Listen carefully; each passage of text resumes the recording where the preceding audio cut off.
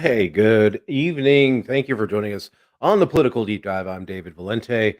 This week we are doing a fundraiser, not really a fundraiser per se. No one's going to be giving me any money, or we're not going to be uh, raising money to send to Ukraine. This episode we're going to be talking about some of the charitable. We're going to be talking about the war, of course, but we're going to be talking about the charitable organizations that are raising money for Ukraine and getting direct relief to not only people inside the country, but people who have fled the country into neighboring states like Poland and Slovakia and Hungary and Romania, just Moldova as well. So let me bring on my guests. Uh, Brandon Warzybok is running a fundraiser on Facebook for a group called Razom for Ukraine. And Brandon, thanks for coming on. Tell us about yourself. Yeah, glad to be here. I'm a libertarian out of the state of Michigan. I've got a undergraduate degree in international relations with a regional focus on Central Europe. I was a student at the Universitetu Akademicna in Krakow. I have a lot of friends in the area. I have friends and colleagues that are unfortunately in the war zone right now. And so this is part of the world that's really important to me and very special to me. And this war is really very close to my heart right now. So I'm really glad you could have me on tonight. Yeah, absolutely. And you're doing good work. So I wanted to feature that as well. Also, doing good work in his community is my partner in crime on the hockey podcast on Thursday nights, Travis Aurednik. How you doing, sir? Doing good, Dave. How are you? I am wonderful, man. Also, hi, Brandon. I haven't met you.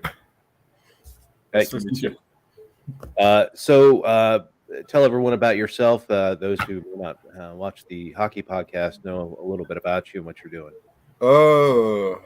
I'm a hockey fanatic from West Virginia, and I'm like one of two. I think Dave's the other one. And I own an antique store here in Beckley, West Virginia. This is funny. I had no idea where you were from, Brandon, or where you're at. My girlfriend is in Krakow. Okay. Currently, for the time being. But she is from Kharkov. Excellent. Yeah. Beautiful town. And one of our crew members from the state of Illinois, Emily. How you doing, Emily? Hi, I'm all right. How are you? I am doing wonderful. Good to see you. Likewise. Yeah. All right. So let's talk a little bit about what's going on in Ukraine. I mean, I'm assuming that people watching the show will have an understanding of what's going on, but we'll kind of go into a little bit of a primer of what's going on. For the last year, I mean, for 8 years, really, Russia and Ukraine have been fighting over bits and parts of the country. There's a couple of separatist regions in the east of the country. There's the Crimean Peninsula that they did take in 2014. But over the last year, really, Russia has been building up troops in both Belarus and on the Russian border, and in the Crimean region and all that stuff. And I will admit, was dead wrong about this. Hey, Craig, how you doing? I was wrong about this. I said a couple of weeks before the invasion that I didn't think Putin was going to go into Ukraine. I thought he was just doing it to get some sanctions lifted and to get some security guarantees, especially about the Ukrainian presence in NATO. I was wrong. I will freely admit that I was wrong. So. Yeah, it's disappointing. So they, to say the least. Yeah, I mean, Thursday, a week ago, Thursday, they sent troops across the border into Ukraine under the guise that they were liberating two regions that they had recognized as distinct republics, Luhansk, and I can't remember the other one. Donetsk. Yeah. So those two regions have been, well, I won't say that they've been liberated, but there's active fighting there. And then he's made negative aggression towards Kyiv and Kharkiv and Mariupol, and all the cities are facing some kind of threat at this point. I think really the only city that really hasn't been hit too hard as Lviv, but for the most part, most of the countryside is under threat. We're also seeing bombardments of cities. The developments of the last couple days have been that they've tried to do some humanitarian corridors to get people out of the cities, but I was watching people trying to get into Kyiv today, and they're getting shelled. There was a family of 4 that got killed. Um, they're bombing, and I mean, war is hell. I'm not there. There's no illusions that we could have a totally just army on army, only army death war. Now this is street to street fighting in Ukraine, and it's awful. War is hell. Yes, the civilian corridors that you were talking about. So far, that's just been a ploy. I know of 17 civilian deaths that have come from that. They're letting people get out. The biggest issue right now, as far as that goes, especially around Kharkov, is they have painters, which are like separatists that are going out in the middle of the night and lighting targets. And all those targets are apartment buildings or areas that have underground, coverage.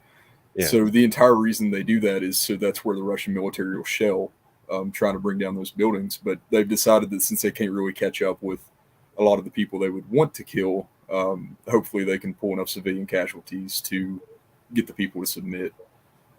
Yeah. Yeah, it's awful. Hey James, how you doing, man? Yeah, I just this war seems so unnecessary. Let's see, Mac Halterman on our Facebook page said people forget that this is the exact same playbook that was used in Georgia in early 2000s. Yeah, that's true. Abkhazia and South Ossetia and all that stuff. This is also the Nazi Austrian playbook. Sure. This goes all the way back to the War of 1812. I mean, this is the exact same thing we've seen over and over. Probably before that, I'm just not aware of it. Yeah. And he said the only difference we're seeing is a full regime change push for this time, which is true. I mean, part of the issue that happened between 2014 and before that was the opposition revolution in Ukraine that overthrew the previous president, who was very much aligned with the Russians. And Putin has never forgiven that sin of really just people opposing him. Like he's an old Soviet KGB agent. Like this is he wants to get the band back together. There's no doubt in my mind that's what he wants to do. And Could you elaborate on that, Dave? he wants to move the former states of the Soviet Union, if not into a full political submission to Moscow, like basically just reconstitute the Soviet Union, or into a very like a Warsaw Pact grouping of nations that joint self-defense opposing the United States. Let's see, is this a pro? No. We're libertarians. We are libertarians. Yeah, and actually, he said that pretty openly. A lot of people don't realize what the Eastern Bloc was, what the meaning of bloc was. Yeah. It's just a shortened way to say blockade. And the whole idea was the first 2 world wars that Russia had endured, everything was coming from that side of Europe. So if they could push the start of the front as far away from Russia as possible, they would have a better chance of keeping it away from the actual border of Russia. So right now, the reason that he's expanding that direction is because of the encroachment of NATO, which sounds really familiar, No, right? not at all. Yeah, I don't think anybody here agrees with anything the guy's done. Welcome to this podcast. Yeah. Glad to see a first-time watcher. We're definitely not for governments, just on a general rule. So, but yeah, I mean, he's openly admitted that the reason that they're doing this is to form a barrier, a blockade between NATO and UN countries and themselves and Russia to push the front whenever there is a war, because they're convinced that NATO is just going to surround them and bomb them. Yeah. to push that front as far away as they can. So it's literally the exact same concept as the Eastern Bloc. There's no difference in this concept from then to now. He wants the buffer, and I get that. The Baltic states will never go back. They're NATO members now, so I mean that he's trying to get as many states now to not be in NATO, but since this invasion happened, states that have traditionally been out of NATO are really clamoring to get into NATO. We're talking like Finland has applied for membership. I believe Sweden is looking at it as well. Georgia has applied for European Union membership. I think this whole thing is really backfired on Putin to a large extent. I mean, one, I'm seeing how weak the Russian military is. Yes. Yeah, it's 1/10 the size that we thought that it was. Yeah, and they had us convinced that the Russian military was 9/10 larger. So now, realistically, he doesn't even have a big set of balls. Yeah. I mean, well, World War III will only be started if we engage. True.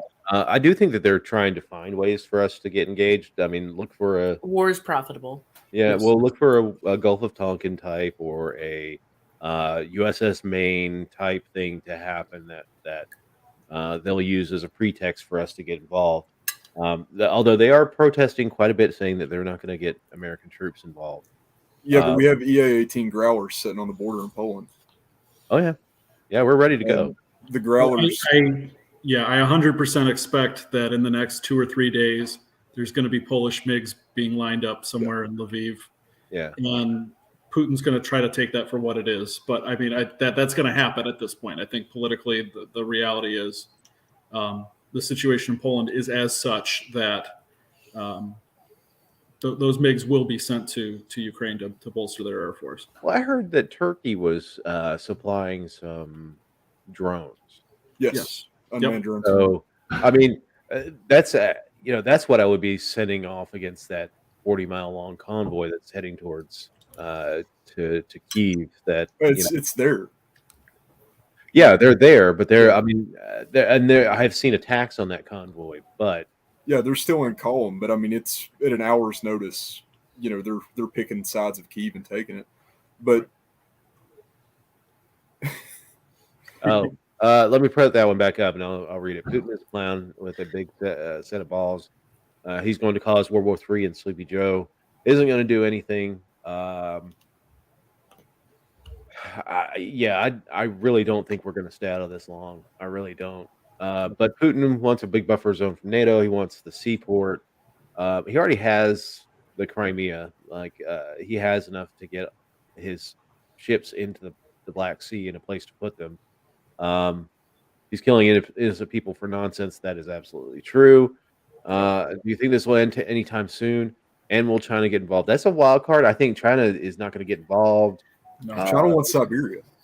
Here's the other part, though. I mean, China has chosen a completely different path. China has chosen to be an economic powerhouse, and sanctions and war are bad for business. Oh, it would kill them. China, if you examine China's finances right now, the whole Evergrande thing that's going on with their housing market, the fact that they've got cities that have been built to have no people living in them as make work projects.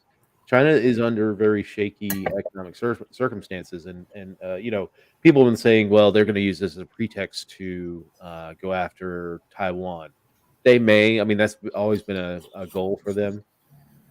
Yeah.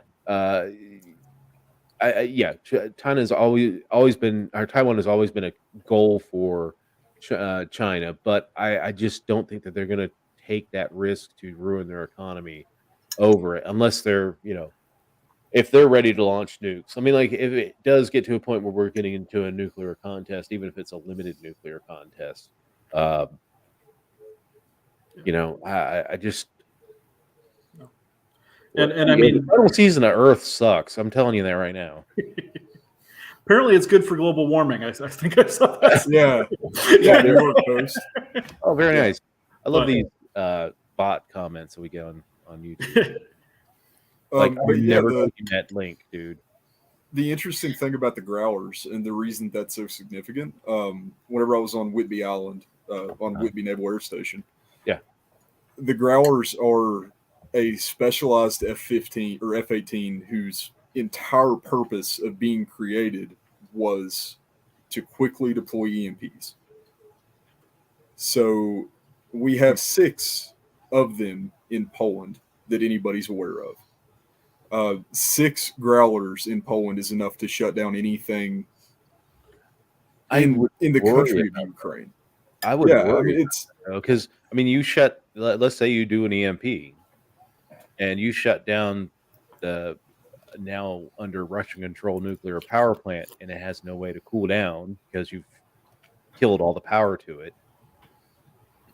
You're talking massive of the largest nuclear power plant in Europe going bye-bye. fun fact. Everything vital in those power plants has actually been designed with built-in Faraday cages.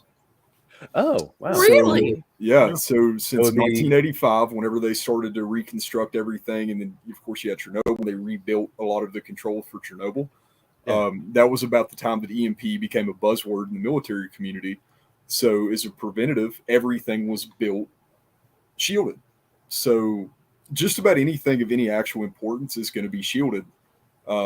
Except for It really is not expensive to do, but they actually have for shells. And they have giant capacitors on top of them. They're Yeah. shielded to begin with, but they have these giant capacitors that are designed to explode if an EMP strikes to absorb all of the energy around it, all that field around it. So wow. Yeah. That's crazy. Something weird that the Soviets did, I completely agree. But Russia has looked weak in this invasion. They're using old Soviet era military equipment. They're whether it's sabotage, intentional sabotage on the Russian troops' part, or just old equipment. They're running out of gas. They haven't really built a supply chain to service a 40-mile long convoy. I think one of the benefits of what's the timing of this is that with the thaw happening, Russians really can't go off road in Ukraine, so they have to stick to the roads to get anywhere because the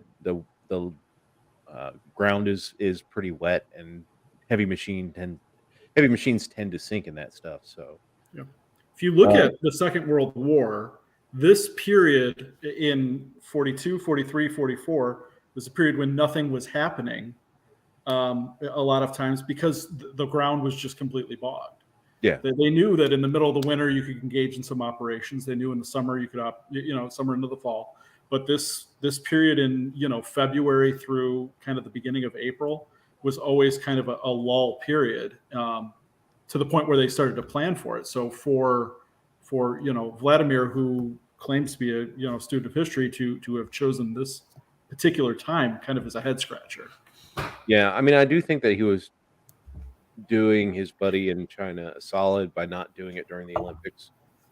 But yeah, that may just have been a very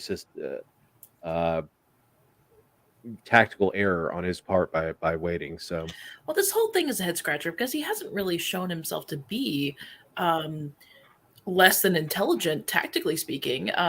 So why all of these blunders now? well, I mean, that's the thing. People have been saying that Vladimir Putin is not well. Like That's an easy answer, but it is an easy answer. I think. I mean, he is getting older. He's not Biden age yet, but is this like Hitler's syphilis situation? Yeah, it could be. I mean, like he's well, I think he's surrounded himself with yes men, and he's got this really tight inner circle that won't stand up to him. And he's believing his own narrative that he's putting out there. I really think that what's going to happen, I think the way that this ends is one of his generals is going to take him out. We can only hope. That's the only way to end scenario.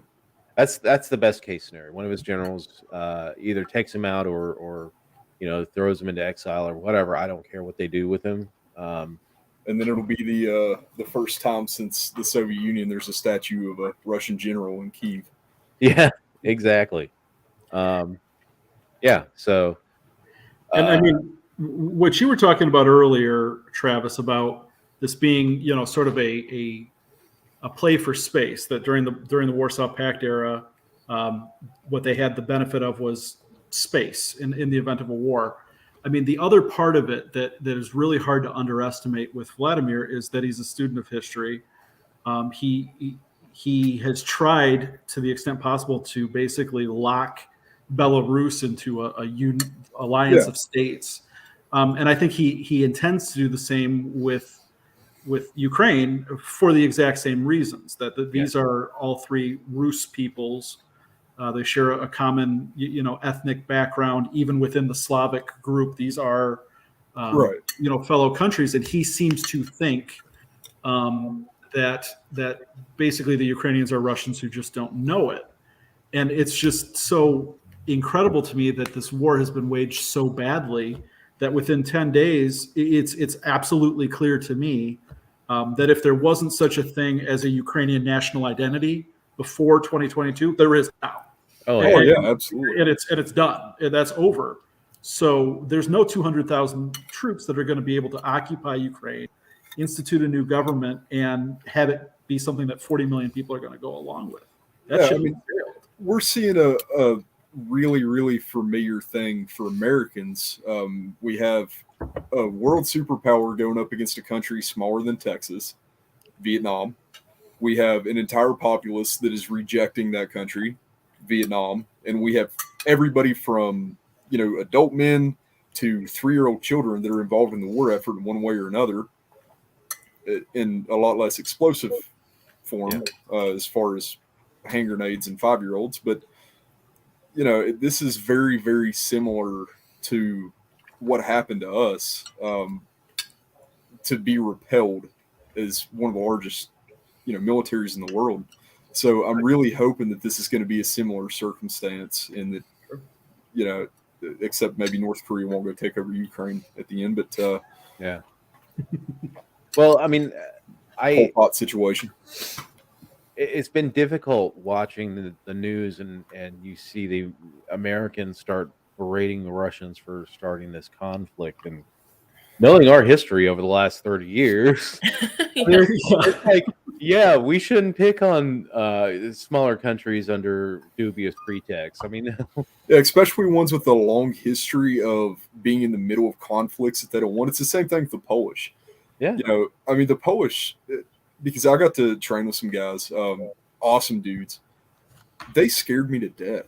Like the Polish general military is actually on the same level as most American airborne.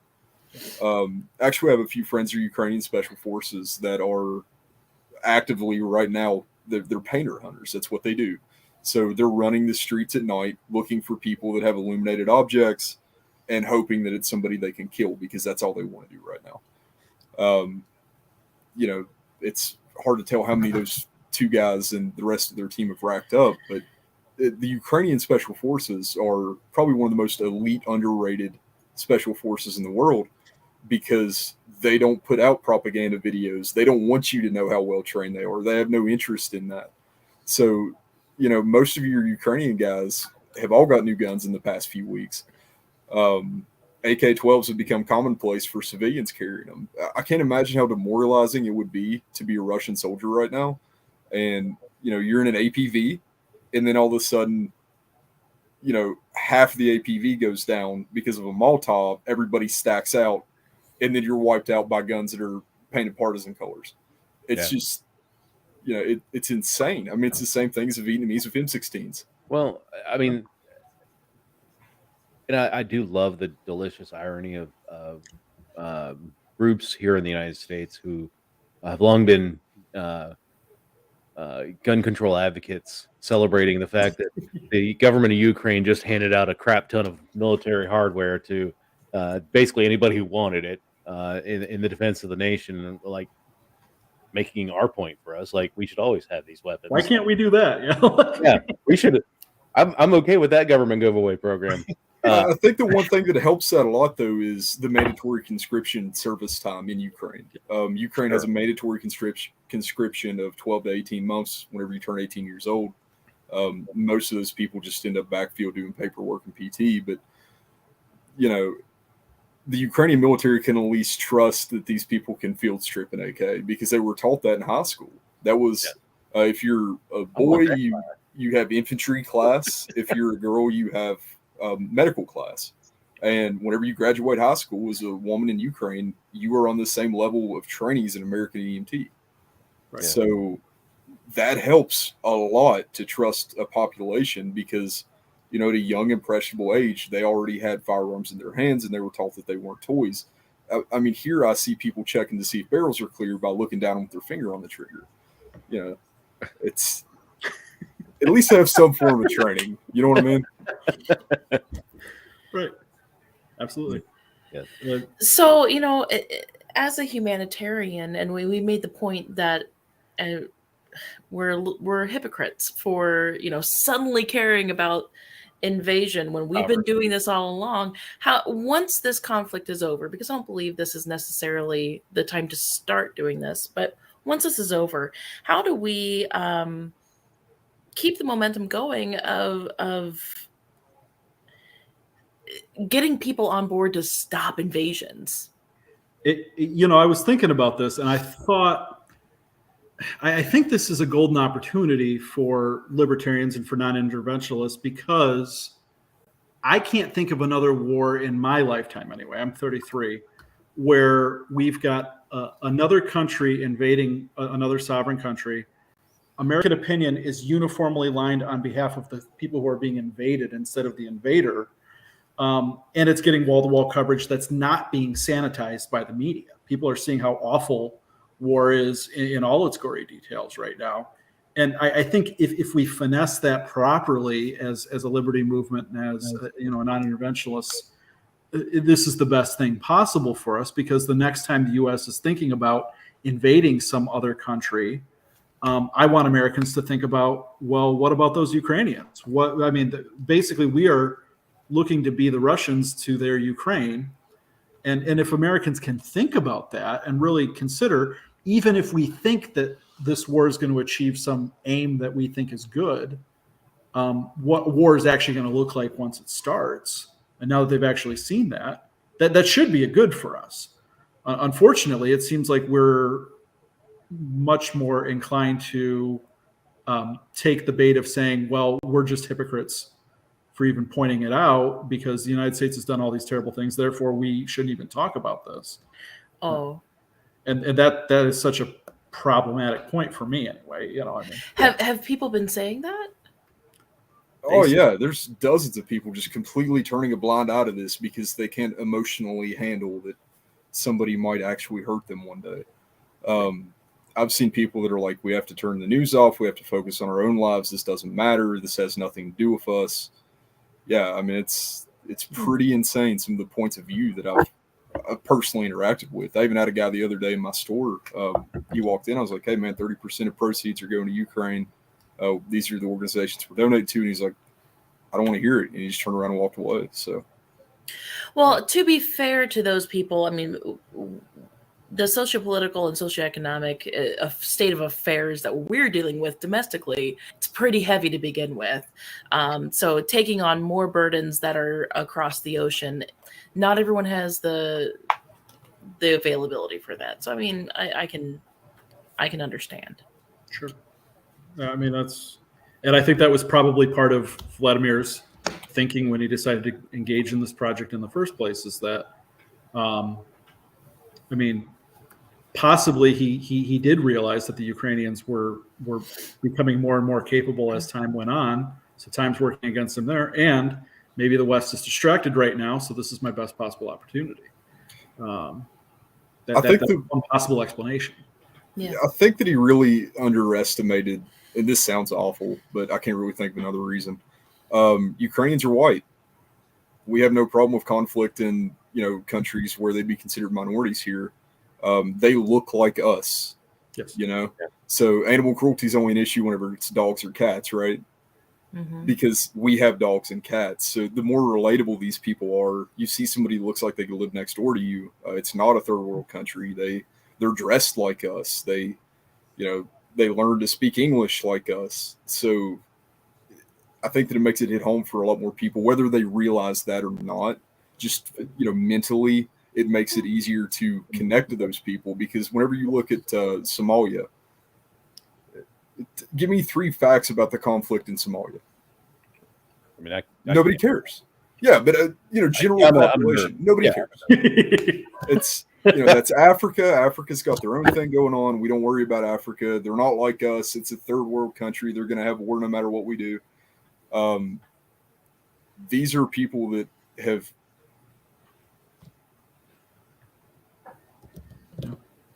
Yeah, that's. No, I think that's fair. Yeah, that's mostly accurate. The one thing that I thought was interesting is, and I think you make a good point, Travis, about these are people in Europe. I had always thought that we were dealing with, second Europe, that they're, Central Europe is kind of eating off of the value menu of Europe in people's perceptions. And I mean, if this were happening in France or England or something, there's no doubt that the United States would already be involved. NATO not even factoring into it. Yeah. I mean, that's in it. But I think you're right that even if this is Europe, this is still Europe, and that's the way there's no way to look at and to get involved in European wars far easier, just because the whole idea of most of the American continent is descended from folks that grew up in Europe, or that their families' lines come from Europe. Mm-hmm. I don't know. I mean, I do buy kind of that whole racial angle that we turn a blind eye to bombing brown and black people versus what's going on with the white folks in Ukraine. So, that's like what was the guy that, what was it, like 2012 in the Congo? I don't even remember the dude's name. That's how little I actually know. Coney, that Coney, yeah. There were thousands of people being either executed or sold into slavery as soldiers. And the best that it got in America was that we made memes about it. And there was like that one funny song. Yeah. So, it's a pretty easy issue to just slide over and say, hey, we actually don't really care about Africa as a population. Yeah, I mean, I do think that it's going to be, I really do think it's going to be in Afghanistan, in the respect that the Russia that emerges from this is going to be far weaker and far more susceptible to a revolution of some sort. I don't know how violent it will be. It may, like I said earlier, maybe a general takes out Putin, or maybe it's, like 1991, and you got tanks in the streets shelling the Duma. Who knows? But yeah, I do think that this is not going to end well for Russia, and I think Vladimir Putin's starting to realize it, and that's why he's really doing the saber rattling as far as the. In the Facebook chat, what'd you say? What'd you send in the Facebook chat? A relevant meme. Relevant meme. Is it Coney? Mm-mm. Okay. Which Facebook chat are you on? Our group chat. Oh, our group chat. Our group chat. All right. Let me see. On to the Book of Face. It's a fun little anecdote. When I was kind of brushing up, getting ready to start today, when some of the earliest like 12th century records in this part of the world, they referred to Ukraine, Poland, Lithuania as Boże Igrzishko, which translates roughly to God's playground, and it's this kind of this. It's an attempt at humor, but basically saying that this is a part of the world that's always going to be a conflict zone, always going to be a place where people are fighting and killing each other and dying, and that's proven to be true. Yeah, this is pretty accurate on the corporate media. Yeah. Yeah. 100%. I think that it also hurts the situation too that we can talk to these people. Yeah. They're not just on a UNICEF commercial. It's like they're on Twitter right now, like, hey, my house is getting bombed. We might have to eat my dog. I haven't seen my grandma in 2 weeks, and I'm not sure she's alive. Instead of like, little brown kids running in circles playing with mud. Yeah. No matter how sad that is, it's not in your face 24/7. No, and as we get more global communications and we reach out and have friends internationally, it's so much easier to actually get the story on the ground rather than relying on corporate media now. So, and the distribution of the stuff that's coming out of Ukraine is so much more democratic because you can log on to TikTok and see a minute video about what's going on there. You can log on to YouTube or Twitter or any of these things. Although I will note that TikTok did start restricting access to Russia because they instituted a fake news law. Yeah. Sounds like Donald Trump.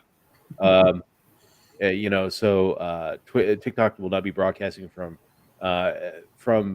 Russia. So we won't be seeing like videos of protests or anything like that. Which are happening. They're still happening. They had like 3,600 people were arrested today. Continuing, like these people know what's going to happen to them, and they're still going out there and protesting this war. And I think that's awesome. Yeah, and treason in Russia is a lot bigger deal than it is here. Yeah, like treason in Russia is, almost guaranteed death still, in one form or another, whether it's financially, that you get the scarlet letter that you committed treason. It's a lot worse than being tagged as a felon in the United States. I mean, you become completely unhireable. You're the lowest level of patriotic. I think the only comparable in the United States is to get a dishonorable discharge from the military or be a sex offender. Yeah, or be a sex offender. I mean, those two. They have a treason registry in Russia. That's an actual thing. The families of treasonous offenders are registered as possible violators. So they do the sins of the father, basically. Right. Yeah, jeez, that's crazy. Yes. Yeah, you're flagged by local police. The only thing they don't do is put a sign outside of your front door saying, "Hey, watch this guy. You might be working for the U.S." Yeah, I mean that kind of reminds me of when I was in school and I would follow in grades after my brother, and they would say, "Oh, you're Vic's brother," and then I would just be cast with suspicion the rest of the year. So I know what that feels like. Oh yeah. But yeah, man, global communication is such a weird thing. I got a Snapchat the other day of a friend of mine that I deal in Russian current military surplus, and he actually sent me a Snapchat of like him making a joke from Ukraine of PS 336 chest rigs, Russian issued chest rigs, and asking me where I could pick them up. So it's getting weird over there. It is.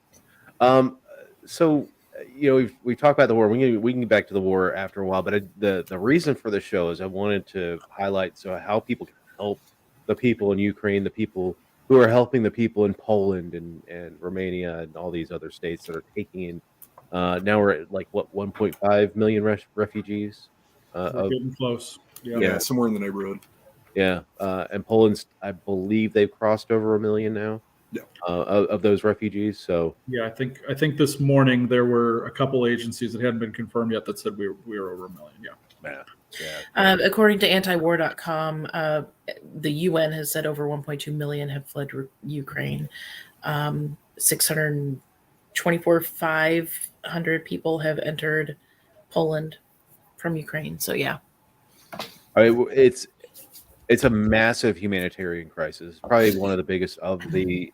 I mean, I will still say that it was a lot more hidden, but what we did in Iraq and the amount of civilian casualties at this point are still higher. But this is probably going to be one of the highest humanitarian crises especially in Europe in this century and probably since World War II. So Brandon, go ahead and talk about your fundraiser. Sure. Yeah, I've got a fundraiser up through Razom, which is a U.S. Ukrainian based charity. They're doing kind of sort of a broad all hands on deck approach right now. Some of the money, I believe, is still going towards like body armor for the Ukrainian army, but the vast majority of it right now is going towards humanitarian aid. What's really important for us to think about too, in terms of fundraising at this point, is that we've got that 1.5, 1.2, whatever number of people who have been displaced outside of Ukraine, but the number of internally displaced is probably at least that, if not greater. And so there's a humanitarian need within Ukraine itself at this point as well. Yeah.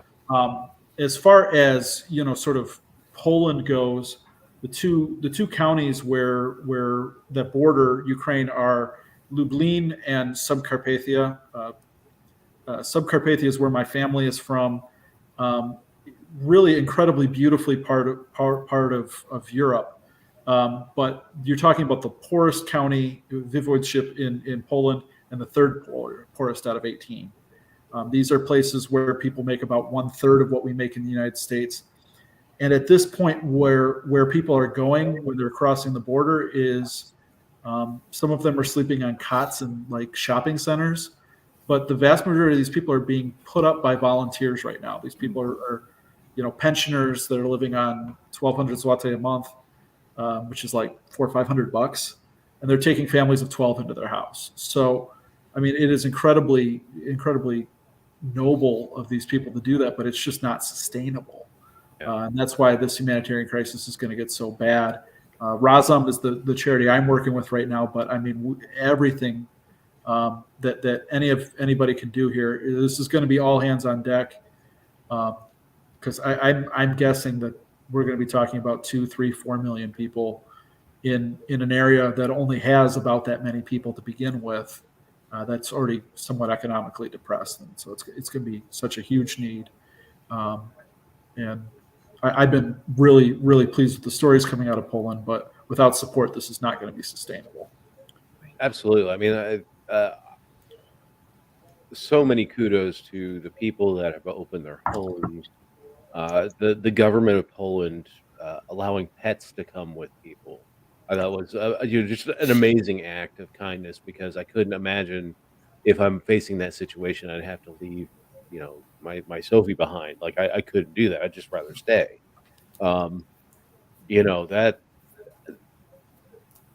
People showing up to the border with cards saying, I'll give you a ride to whatever city, to Krakow or Warsaw or wherever. Just the outpouring of kindness of people who understand. Maybe they weren't alive when Poland was invaded by the Soviet Union and lived under the subjugation of the Soviet Union, but understand the stories and know the history of their country, and are repaying, or actually putting out there that this is how you treat people in a crisis like this, because people weren't doing that for Poland back in the day. So. Well, and it's a country that a month ago had, frankly, one of the worst records on being hospitable towards immigrants in Europe. Yeah. I mean, the fact that they did a 180 that quick doesn't totally surprise me, but I mean, it's not only them, but Hungary, Viktor Orban,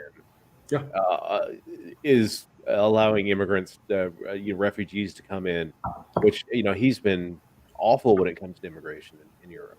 He's mined the border.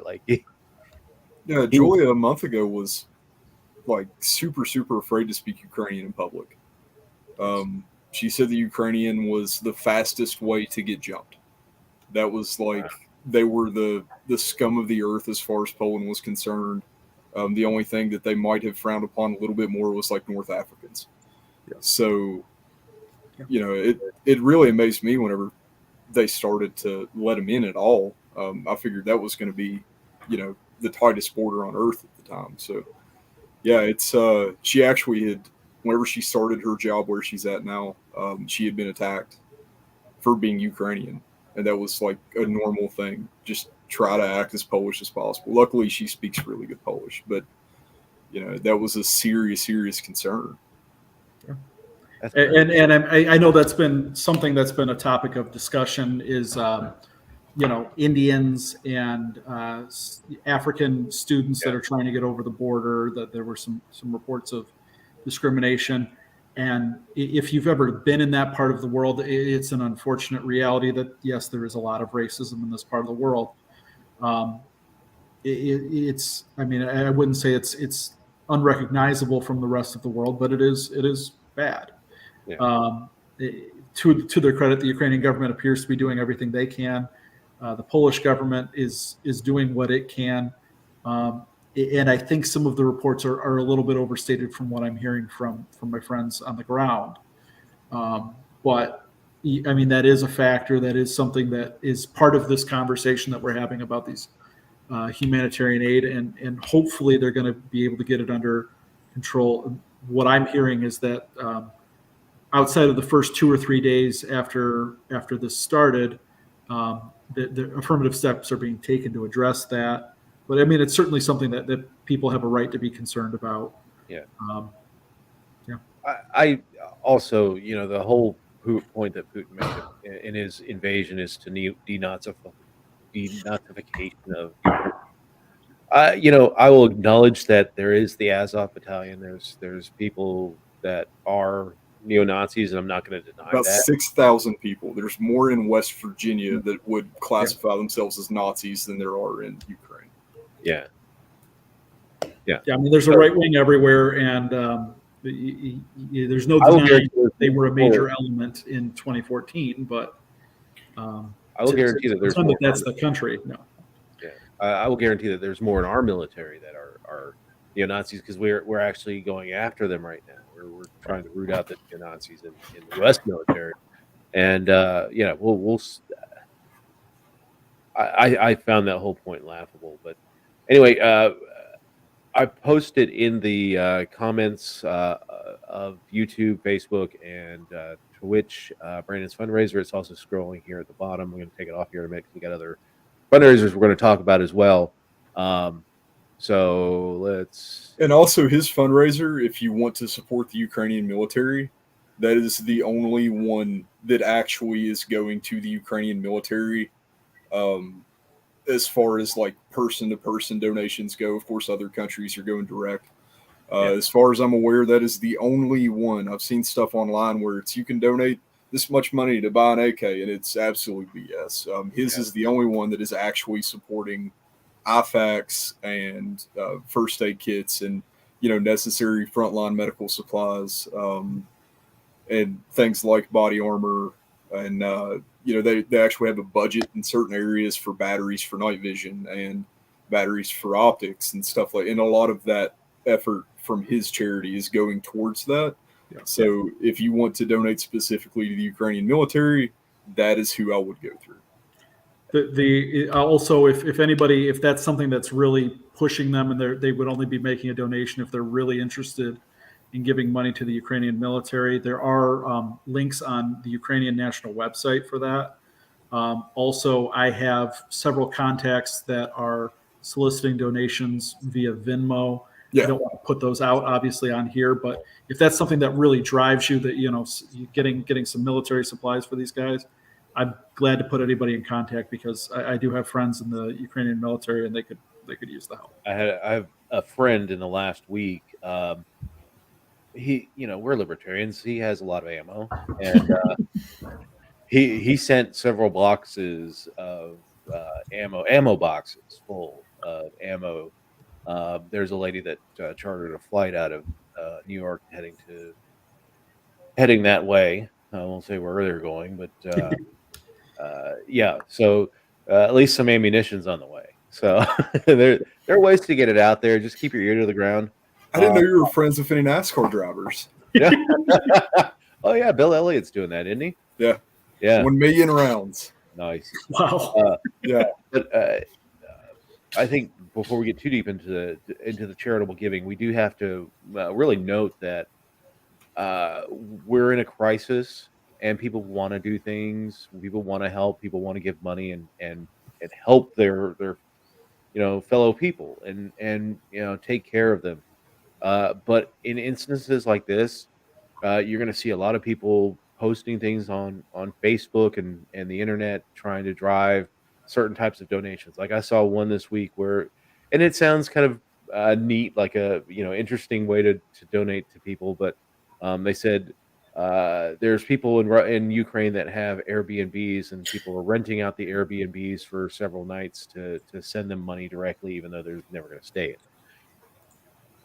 It's a good thing, but I mean, it's an interesting thing, and I think the first couple of nights it probably was a fairly legitimate way to get money to people in Ukraine. But now that it's out there, spread this wide, you're probably going to see a lot of scammers putting up phantom addresses in Ukraine to scam money. And whenever you see people wanting to give money, the scammers are not that far behind. So Mhm. really, I mean, a lot of the stuff that we're talking about are verified, legit organizations that you can feel safe about giving your money to. A lot of them do tax stuff, so if you're making charitable donations, you get a tax write-off on those charitable donations. So that's a good thing as well. Less money you got to send to the man. So, and libertarians love that too.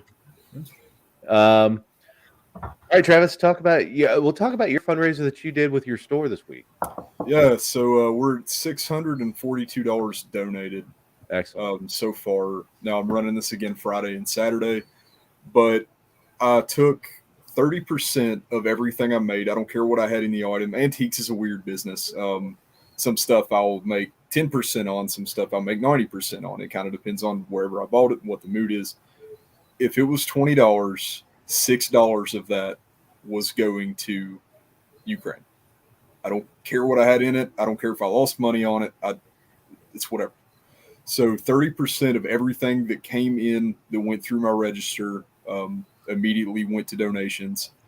So that got us, close to 600.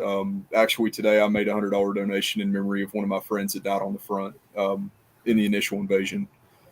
But we're trying to do as much as we can, and honestly, I don't feel bad about it because I'm not fond of taxes anyway. It's an easy way for me to give something to somebody that needs it, and it honestly doesn't cost me anything to do that. At the end of the day, I was going to have to pay this money in taxes. Now I'm getting a write-off for it. I'm not going to sell enough stuff to surpass how much I'm going to have to pay in taxes. I'm not going to hit the limit on how much I can actually give. So, right now I'm investing money in other people. And what I mean by that is this is money that I'm not going to have to pay to the government, and instead I can give to them. Yeah. So, the investment is I'm going to have a lower bill later because of what I did today. And we've been doing a little bit of extra stuff on the side. I just sent 700 Aimpoint optic batteries to Poland, which are on a truck now headed to Ukraine. We've been buying some tents and sleeping bags. There were some level 4 plates that just went over. A buddy of mine donate. Well, he didn't donate, but he sold at cost. He's running a business too. But, we're trying to do little extra things. I've got some friends that are doing mapping, occupational maps for people that are trying to evacuate to figure out what the safest routes are out of the country. I know some guys that are running gas right now into Ukraine. So just different little things. But, from our at-home perspective, the best way to give money is through, I think you said you have 8 charities tonight. Yeah. You've got listed. If you see somebody selling T-shirts on Facebook and 100% of the proceeds are going to Ukraine, they're full of crap. I don't care who they are. I don't care what they say, unless they are actually registered as a charity. Even in my case, honestly, what I did is kind of shady. Whenever I said 30%, you don't know how much money I actually made. I hate to say that, but in the state of things, it's true. I think that because I have a vested interest in this, it might help my case a little bit more. I actually made sure to donate a little bit more than 30% just to stay above board. But, any business that's not willing to, like the first run I did of this, the day that ended, I closed my door. I think I had 2 people call. They were like, "Hey, I'm 40 minutes away. Are you going to be open until 7?" And I was like, "No, I close at 6. Come on in." So I stayed over a few extra hours. They spent another $18 or something. I added everything up, and the very first thing that I did was post on Facebook a screenshot from CARE with the donation amount on it in my name, and a screenshot from UNICEF with the donation amount on it in my name. If you see somebody that's been doing this since the start of this, they're selling ribbons and they're $5 a piece, and 90% of it's going to Ukraine, and they're not providing anything at all that says that they've made a donation, they're probably profiteering. And it's sad that it works that way. But I mean, even in my case, businesses that are doing this stuff, you still kind of have to hope that they're going to stay above board. Absolutely. I didn't ask anybody to come in and just hand me money. It's all stuff that people would have probably bought anyway. But people are walking away from what I do with something. They get to feel good. They spend a few bucks. If they want me to write out a receipt, I'll write it off for them as a donation. I mean, I can actually split the amount that if they want me to donate $40 in their name because they spent $40, I'll do that. I'll print them a form. They can stop by the shop and pick it up. Sure. Yeah. If everybody asked me to itemize it, I would have had a lot of extra paperwork to do, but I would have. So, it's a really, really simple way for me to give something to somebody. And actually, we don't lose anything on it. I think that more businesses would do well to try to figure out something to do. Even if it's just post on Facebook. If you own a business, post on Facebook. This is a link to somewhere that you can donate money. If you come in and show me that you made a $50 donation, we're giving you 20% off. There's so many things that you could do that don't affect you. Like what is $50 in the United States right now? There's one class that came. Yeah, and it's still a tax write-off. Yeah. You can invest that money into your taxes. Yep. So you said that you gave to UNICEF?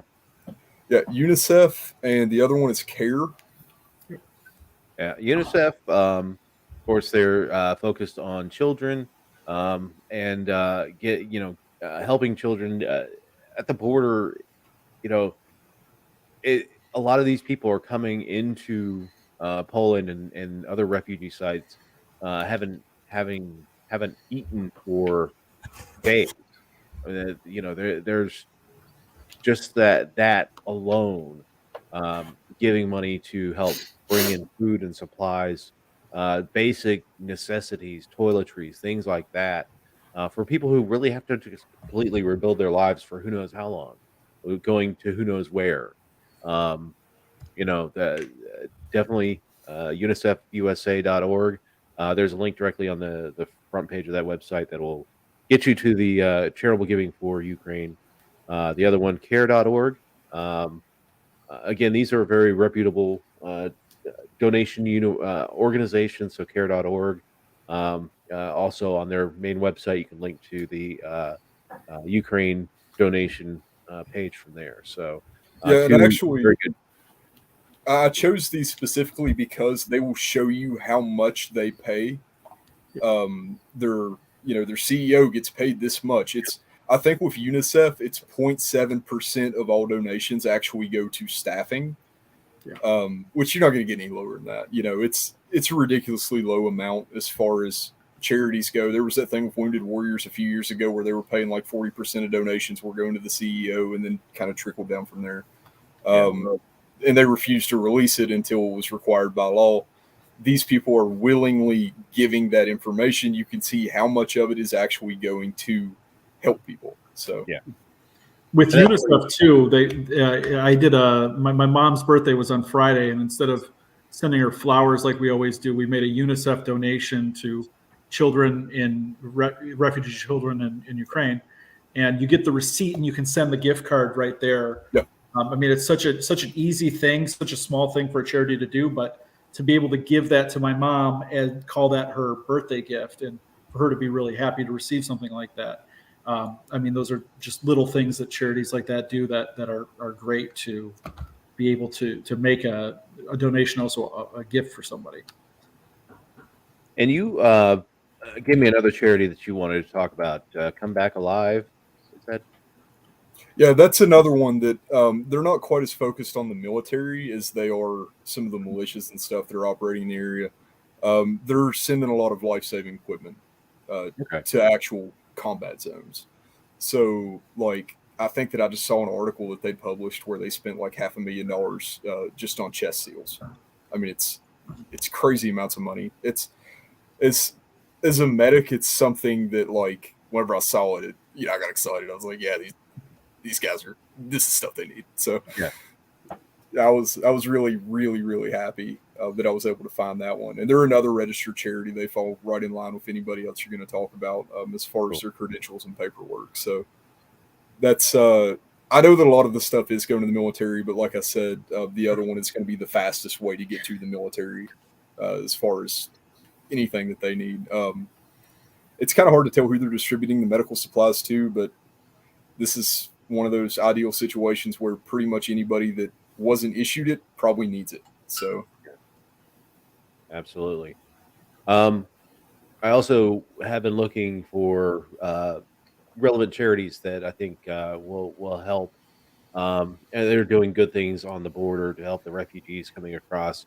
One of them is a kind of a local guy to me. When I lived in Washington D.C., he was a local restaurateur. Has several high class restaurants in the D.C. metropolitan area. A guy named Jose Andres, and he runs this thing called the World Central Kitchen, and they do things. It's not just in international. When we were having some hurricanes, I think he got started in Katrina, um, and whenever there's an emergency in the world, he gets food out to those people and cooks good food. Not it's not like the Purina human chow that UN tends to drop off in these locations. Um, calorie bars. yeah. I mean, this is actually good food. He's a wonderful chef. I've eaten at a couple of his restaurants, um, and very good charity. Again, I base this off of actually seeing his work, where he's worked domestically and internationally to help people. So World Central Kitchen, it's kind of like the Doctors Without Borders of the food game. So food relief. He's been set up in Rzeszów, which is the capital of Subcarpathia, and they've been doing a lot in that area, not just to get food out to people, but also they kind of make it a fundraiser opportunity as well, where he's doing like small plate options to get people interested in the charity and to donate money, and then he's Yeah. turning around and using that to feed the refugees that are coming over the border. So it's really a neat effort what he's got going there. Yeah, he a few years back he had a big thing. I think it was Nationals Ballpark in DC, where everybody would come in and it was kind of like a food event, and it was you buy the food and all this money was going to World Central Kitchen. So yeah, he does a lot of really cool stuff in the city. So if you're in the DC area, Jaleo, I believe. No, Jaleo's the place next door to it. I can't remember the name of his restaurant in Crystal City, Arlington. But there's one there. There's a couple in downtown DC. You get a chance to go to a Jose Andre restaurant. They're phenomenal. So I have to check that out. I have to be in Lorton in a few days, so okay. I'll be out there. The second one that I found is Global Giving Ukraine Crisis Relief Fund. Again, this is an organization that's really funding refugee actions on the border, getting people the supplies and things that they need, food, water, all that stuff. Remember, I mean, we're talking about cities like Mariupol that don't have water right now, haven't had electricity or water. There's no food. They're trying to get people out of that city to get through the humanitarian corridors, although that's failed twice. But these people are coming and they're going to be hungry and they're going to be without pretty much everything that they own. So again, a good organization that's set up on the border, and I will be posting these links in the chat of after the show, just so everybody has links to it. So I'll be posting that in YouTube, Twitch, and not probably not Twitch, but YouTube and Facebook and Twitter, just so that people can see where these links are and actually link to them. The next one, the International Rescue Committee. They again, another great international committee that focuses on relief efforts in various parts of the world. And right now, their number one priority is Ukraine. Is pretty much all the international relief organizations are. So rescue.org is another one. And finally, Save the Children. Save the Children has a charity is that, again, they're focused on, as the name says, the children in the conflict. And these are the innocent folks that, they have no fault in this because, they're not voters. They're not. They're not trained in the military. They're not. These are just kids that are caught in the crossfire. I mean, it's just watching the coverage today of that.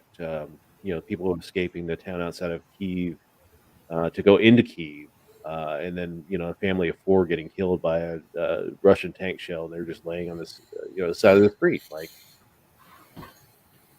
and it's 2 young children, and it's just fucking awful, absolutely awful. So yeah, Save the Children. Save the Children. I think if you go to the main website, you can link off of that, but that's the longer link directly to that page. So, but these are all great charities, and I encourage people to give money to these charities. If you find any other charities that are legit,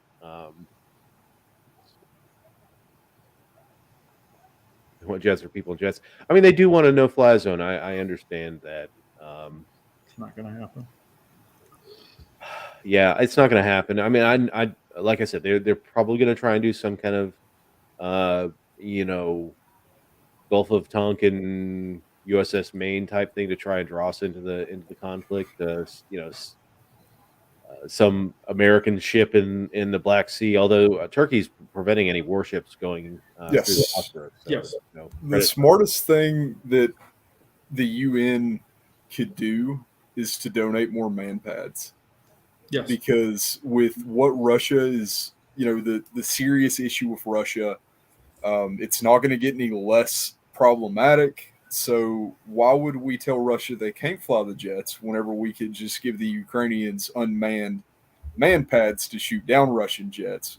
It's kind of 2 birds with 1 stone, right? We want Russia to have less jets, and we want Ukraine to not have issues from jets. So right now we can hit Russia way harder than anybody else because we have so many SAM turrets that aren't in use.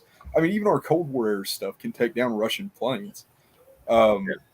We just give them some old junk, and the next thing you know, $1 million, $1 million, $1 million. Every time that we hit a Russian plane or Ukraine hits a Russian plane, you're doing double time here, right? Yeah. But it ends up being kind of like a Lend-Lease program type thing, and again, it could be a justification for Putin expanding the war beyond the borders of Ukraine. Attack. I do think he's a fool if he actually goes after a NATO country, but if it gets even worse for him, if he does think that his generals are going to try and take him out. Desperate people do desperate things. Yeah, I mean, he's in a losing situation. You look at... Yeah, he's losing situation no matter which way. There's no way to win this. But my hope is to minimize the casualties, the innocent people. Correct. Right, and right now taking out the planes that are dropping bombs on the innocent people probably wouldn't be a bad priority because everything's play by ear anyway. So, Sure. There's not a right move for us. I just think that taking down more planes that are targeting civilians probably would be the closest thing to a right move. And since we can't do it directly, but they have people that can operate the equipment. Canada's talking about taking a bunch of man pads. The Canadian military's been advising Ukraine for 25 years, I think. Yeah. People don't understand how involved Canada's been in Ukraine. It's actually kind of weird. So there's a huge Ukrainian population. True. For those of us who don't know, what are man pads? Man pads are anti-aircraft guns. I was thinking okay. taxi pads. Little handheld units, like Shut up, Dave. not little, but I mean it's something They're handheld, but yes. Yep. okay. Yeah. One of the big things that's been coming in sort of Polish Twitter, to the extent that exists this weekend, was the Purin, which is a new man-pad system out of Poland that apparently has been deployed and apparently was used Thunder. to take down a couple of the Russian helicopters this weekend. Yeah, those things are sick, man. Well, and what's really neat about them is that they're designed to be shot from like 200 yards away. Right. Like you see a helicopter, you pull it out, you shoot it. And the Polish are so jacked right now that their system is being used to shoot down Russians. Yeah, I've seen videos. I mean, it's like from the Polish old bars where they're like just- ethnic hatred is being revived. And I don't want to celebrate people losing their lives, but that's what these are. I don't know, man. I think if you're going to pick a time to celebrate people losing their lives, the invading country that's killing civilians, if you really need to scratch that itch, this might be the time. Sure. Yeah, I mean, that's the danger. I mean, that really is the danger that we've supplied so much already. I honestly think that if he was going to do something about it, supplying weaponry, it probably would have happened a while ago. Right, and for him to have called, I mean, I think he came out yesterday and said, you know, if NATO countries supply MiG fighters to the Ukrainian Air Force, we'll treat that as an act of war. And I'm just thinking, like, the easiest way to get the Polish nation to agree to start shipping goods is to say that it's to say that you can. War. Yeah. And I mean, the other part of it is like, where are you drawing your line? Because we're already sending, I mean, every weapon that's coming from anywhere is going through Czechov Airport right now in Poland. So you're going to draw the line at the airplanes when, you know, 1,000 Stingers have gone through that corridor in the last week. Like, yeah, you know, and I mean the MiG-29s aren't actually even really that big of a threat to the Russian military. I would be more concerned with Stingers. You know, America's been supplying Stingers, which are anti-tank. They're kind of a shoulder-mounted anti-tank system that locks onto a tank, and then it just goes. And well, I hope they hit the those hyperbaric bomb. The vacuum bombs. Yeah, the vacuum bombs. I hope they hit those things. Those are there's sections of Kharkov right now that are level. That there were apartment buildings that were 60, 70 feet high. They're level with where the street signs used to be. Yeah. And Craig, they're not even in back channels, man. I mean, it's pretty open, extremely public. The New York Times is publishing. We just sent 2,500 more Stingers. There's 4,000 of this. And that's why I mentioned the EA-18s earlier. The Growlers, if we happen to lose a few of them, one of those, the capabilities of one of the bombs that they carry, the EMPs that they carry, would take out more than that Russian convoy. Yeah. If Ukraine could somehow acquire one AC-130 right now, there is no convoy. So I think the biggest concern is our weapons being too effective. I've seen the memes about all these former Warthog pilots watching the Russian convoy, like just twitching. Yeah, I mean that's just ducks on a pond. And the APCs that Russia's using, it's the new model, and they had developed this new Kevlar tech system. They are sponges. You can shoot through it. It's plywood. I don't know how Russian testing ever proved this. One of the weird things about Russia is all of their military contracts are through state-owned weapon systems. Right. Yeah. So Kalashnikov Russia is a state-owned institute. All their weapons testing is done by the state, and it's the same guys that designed it, tested. So that's really proven to be an issue. There is no free market on who's doing military contracting. A lot of this stuff's just falling apart. Well, I read a fascinating Twitter thread about kind of recent Russian military contracting history, and like right after 2014, they brought in a reformer to try and update the military system, because they saw that they didn't really perform that well in 2014 either. He started ruffling feathers within that, their military industrial complex, which is state owned. Um, and with that, he fell out of favor and he got put out. Now they brought in another Yes, crony man. system Yeah. to be the head of the defense industry, head of defense in Russia, and he kind of reinstalled all the old military industrial complex with all the graft and corruption that they have, and I will tell you that we're seeing it like the military, the Russian military is. I wouldn't fear it. Like I couldn't imagine what China's looking at right now. Like, Oh yeah. China's going to be licking their chops. From a strictly military analytical perspective, one of the most unnerving things for the Russian military right now should be the pictures of captured Russian weapons. Oh, So a lot of people look at the guns and they go, "Oh yeah, well, soldiers carry guns. They killed some Russians and now they have Russian guns."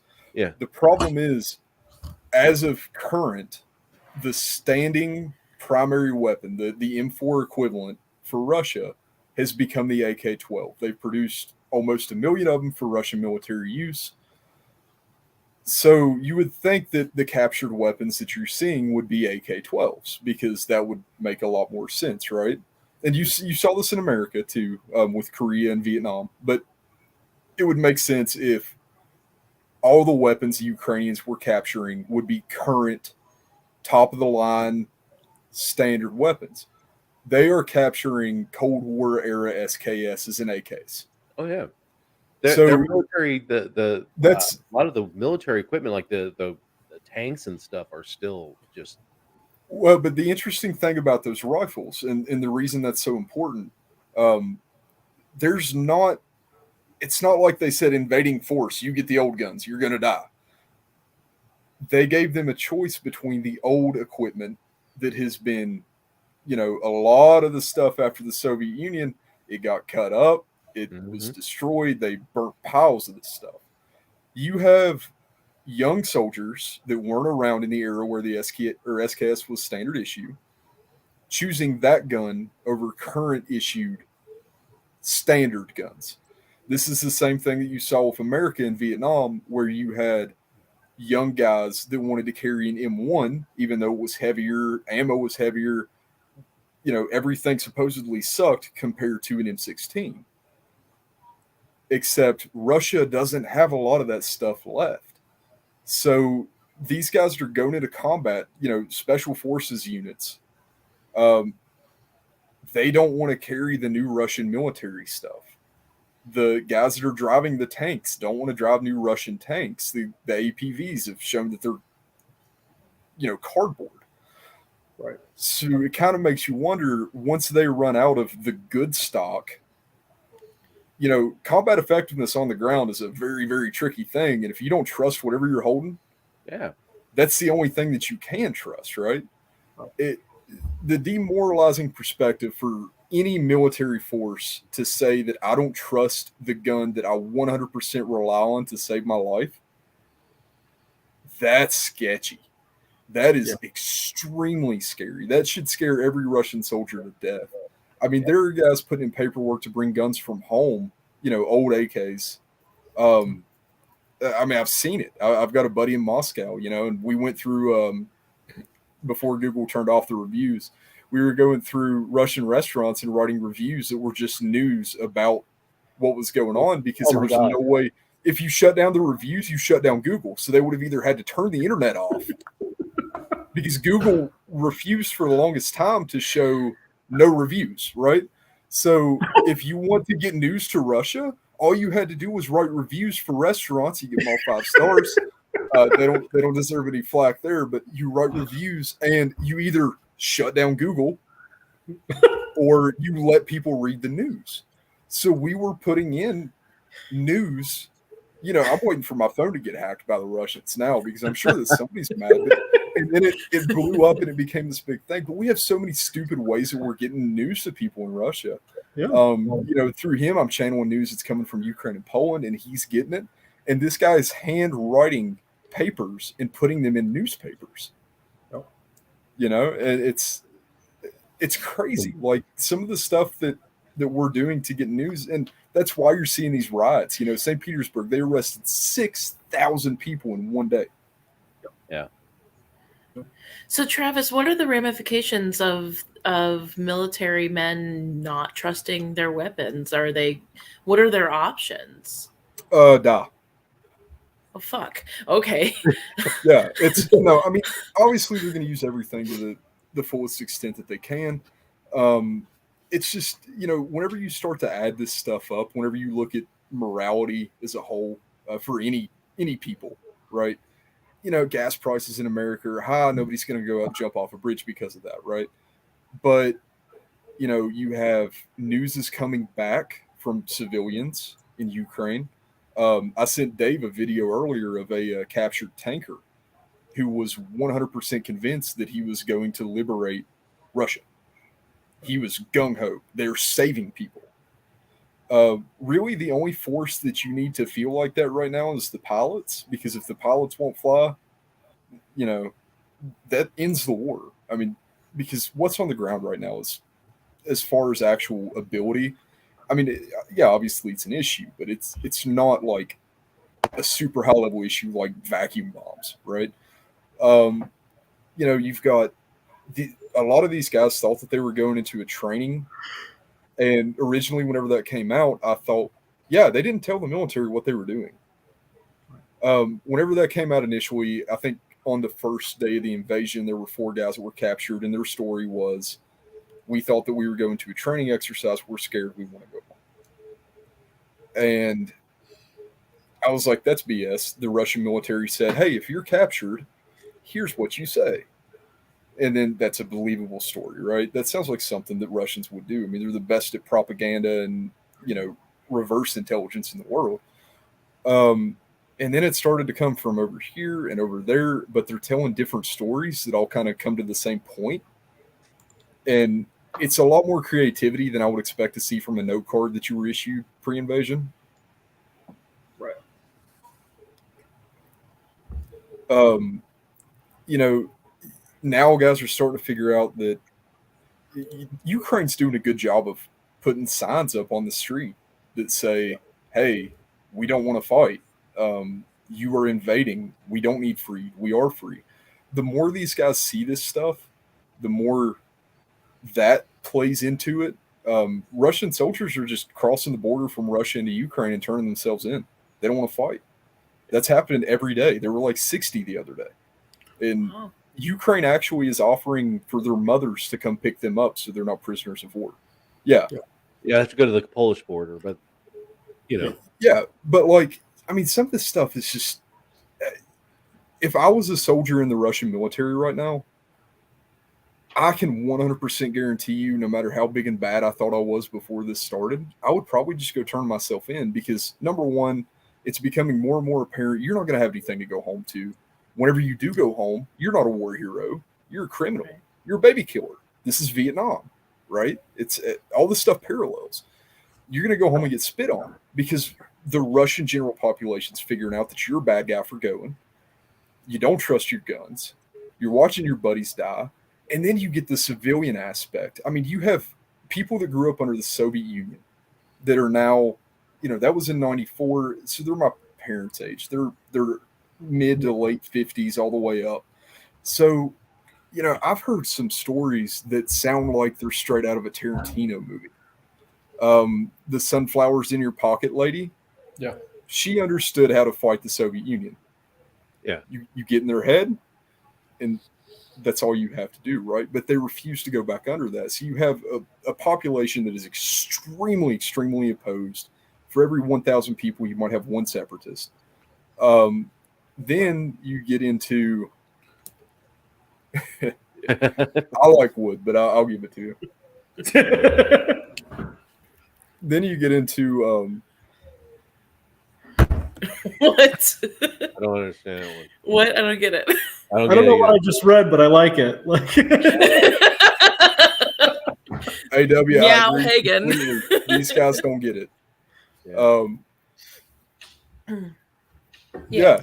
Yeah, that's what it is. I mean, it's all psychological. But you know, the point that I was making, like, the more that the soldiers figure out what's going on, the higher chances you have of a revolution. Yeah. Right now you are seeing.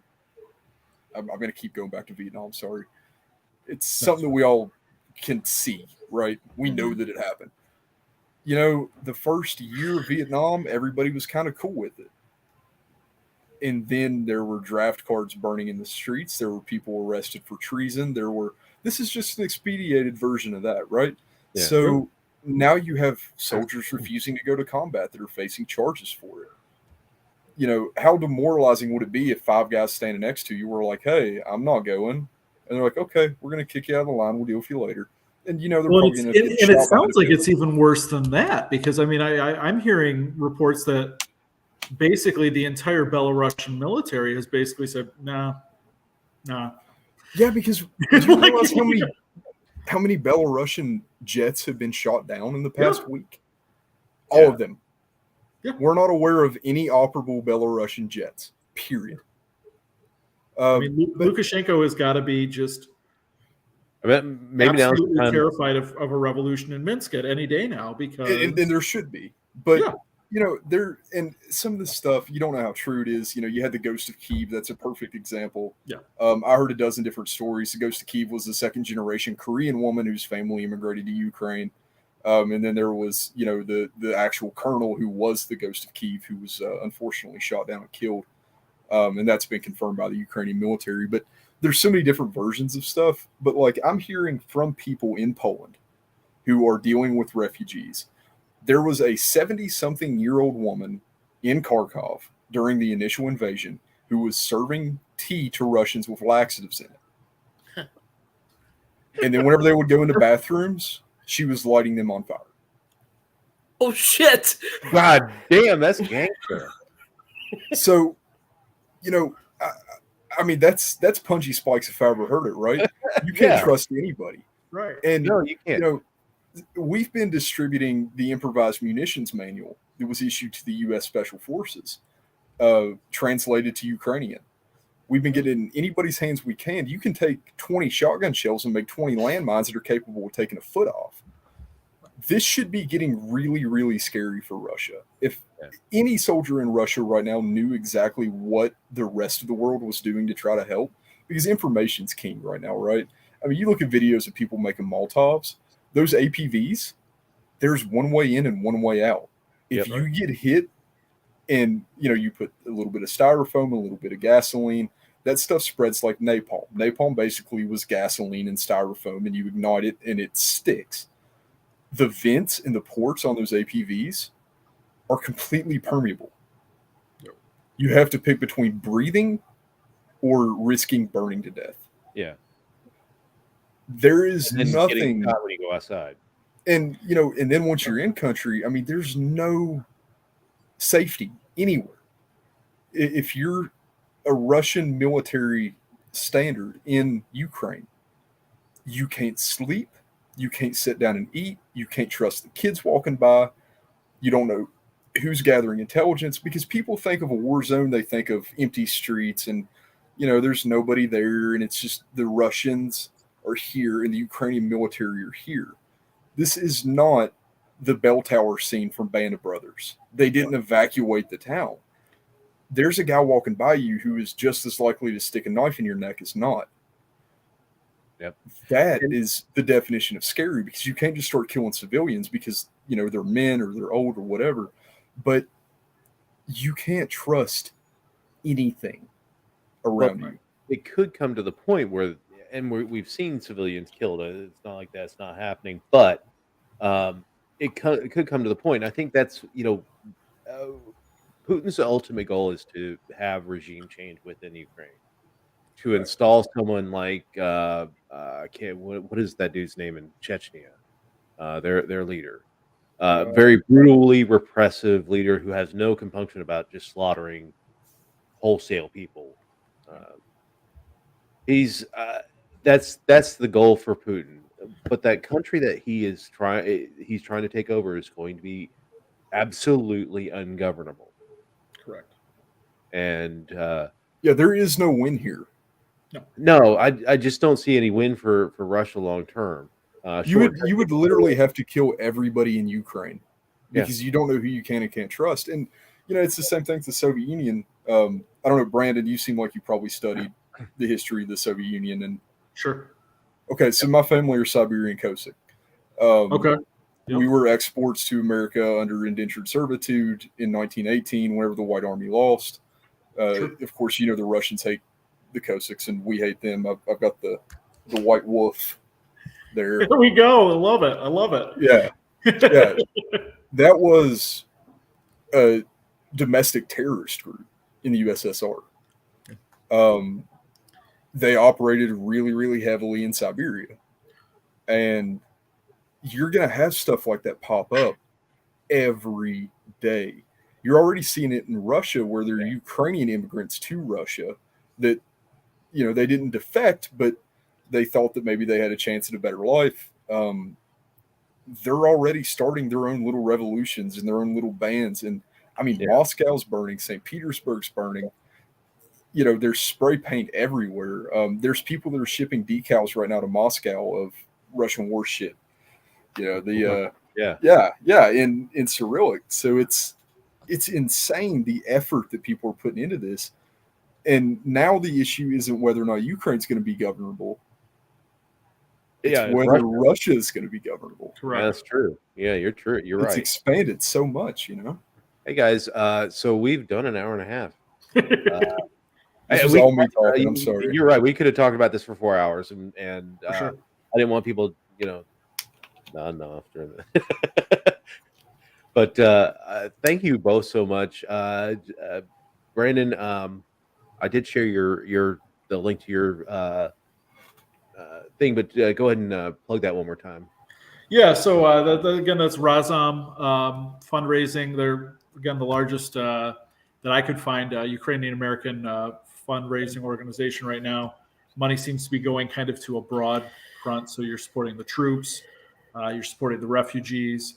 If you have any information or interest in supporting the Russian or Ukrainian military directly, let me know. I do have contacts within the military. But thank you so much, everybody, because this is, again, in a period of 1 to 2 weeks, we're going to start getting into a real humanitarian crisis in Poland. And it's going to be bad. So I'm so glad for everybody who's donated. Thank you so much. I've already gotten donations tonight just while the podcast was going from people listening. Excellent. So thank you so much. Yeah, thanks for people donating out there. Travis, talk about your shop and what you're doing this weekend, and whatever fun you want to talk about. Yeah, so we're doing 30% again of everything that comes in the door, no matter what we've got in it. I'll even cut special deals on stuff. If you want to donate a little bit more of my profit margin, I will allow you to do that for some odd reason. Probably not the best business decision, but I'll take it. No, we're divided up between 2 charities now. Whenever I originally got the news article published locally that they'd done a segment on me, I've had 4 different news agencies in the store. We got top story on our local Fox network tonight, which was kind of funny to me. We were doing Sunflowers for Freedom as well. All that's actually going to UNICEF. So I just went ahead and rolled it all into UNICEF. But yeah, everything that we can do, we'll do. If right now there's people that are donating to me in memory of somebody, that's something we're more than happy to do. We'll be more than happy to give us your address. We'll have the card shipped to you from UNICEF, or CARE, whichever one you want. So, yeah. Well, gentlemen, thank you so much for joining us tonight, and thank you for doing what you're doing. And I think the greatest thing about Libertarian Solutions is trying to find the ways to actually do something that helps people without making it a government issue, using the force and fraud of the government to do it.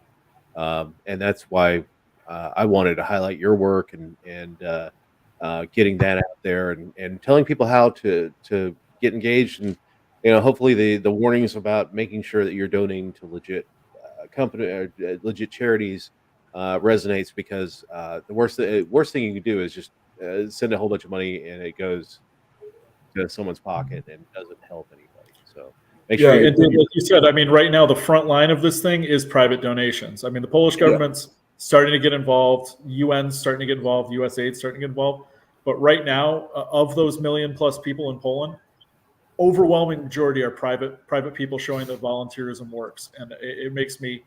I mean, I have cried so many times this week about these stories of these people. I can't. I'm like a baby this week, But yeah. But it makes me so proud to be Polish, but also to show that libertarians were right all along, guys. That's right. Travis, are you a soldier of fortune? I am not. No. Are you in the A team? I was subscribed to Soldier of Fortune magazine for a year though, as a joke. Oh, there you go.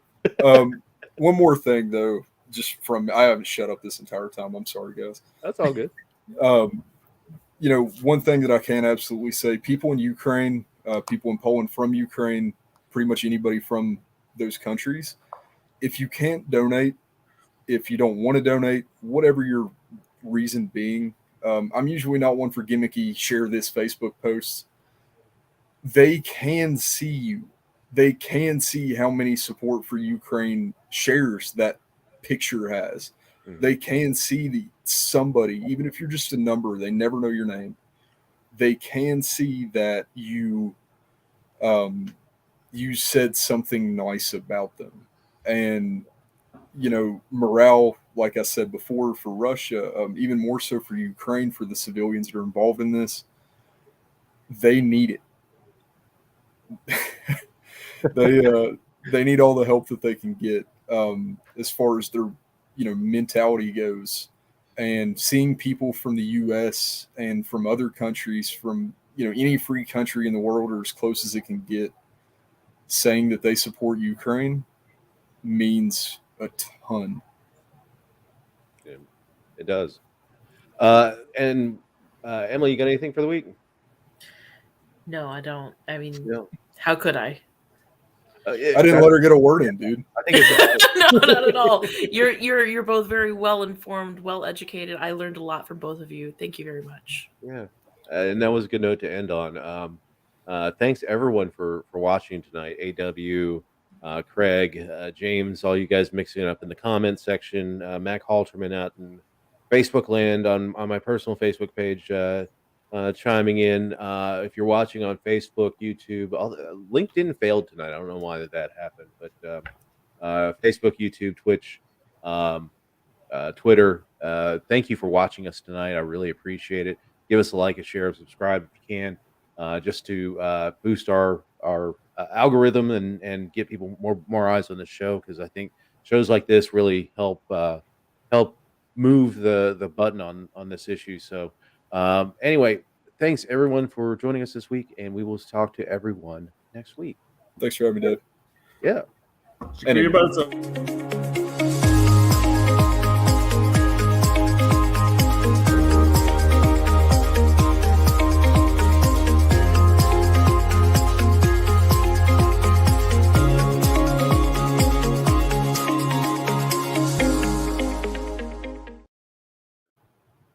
Oh, we're back on. I forgot.